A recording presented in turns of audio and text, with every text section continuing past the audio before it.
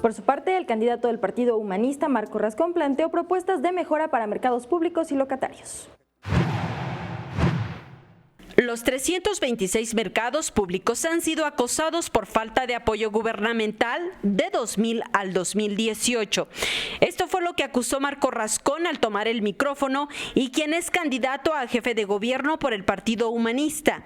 El día de hoy se reunió con la organización Mercados Públicos Unidos de la Ciudad de México, que representa 79 mercados de la ciudad. Al dar a conocer sus propuestas, mencionó algunas de las desventajas que tiene el mercado frente a los supermercados. El tema del carrito es una ventaja que tiene el supermercado.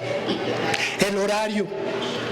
El asunto es de que la gente llega después de las 7, 8 de la noche, pues lo único que queda es el supermercado.